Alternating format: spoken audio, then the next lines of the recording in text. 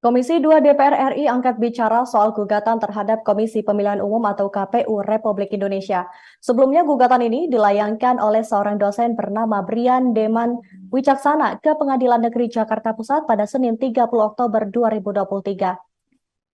Alasannya sendiri karena ia tak terima KPU meloloskan berkas pendaftaran Capres Prabowo Subianto dan Cawapres Gibran Rakabuming Raka.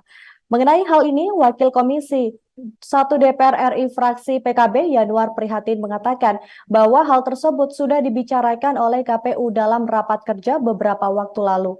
Yanuar mengatakan pihak KPU memberikan jadwal 19 hingga 25 Oktober sebagai batas waktu dari pendaftaran peserta Pilpres 2024. Pada saat pendaftaran itu, pihak KPU juga melakukan pengecekan kelengkapan ke berkas. Sementara soal sah atau tidaknya akan ada waktu tersendiri. Hal itu dia sampaikan saat ditemui di Kompleks Parlemen Senayan, Jakarta pada Kamis 2 November 2023. Sehingga menurut Yanuar, semua orang pun bisa mendaftarkan diri ke KPU sebagai peserta Pilpres pada tanggal 19 sampai 25 Oktober lalu. Sebelumnya, Brian Demas Wicaksono juga menggugat KPU atas dugaan perbuatan melawan hukum karena menerima pendaftaran Capres Prabowo Subianto dan Gibran. Demas menilai KPU telah melawan hukum karena menerima pendaftaran Gibran sebagai bakal Cawapres dengan usia masih di bawah 40 tahun, yakni di umur 36 tahun.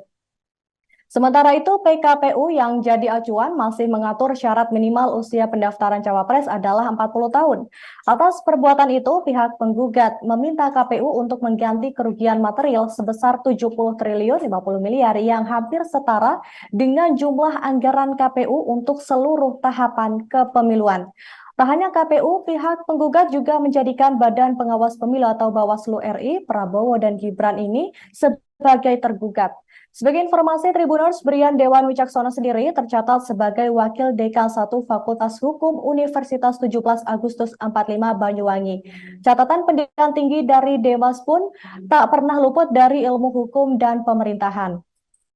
Kemudian Demas juga tercatat sebagai pengurus di DPC PDI Perjuangan Banyuwangi dan merupakan salah satu kader terbaik PDIP dari kalangan akademisi.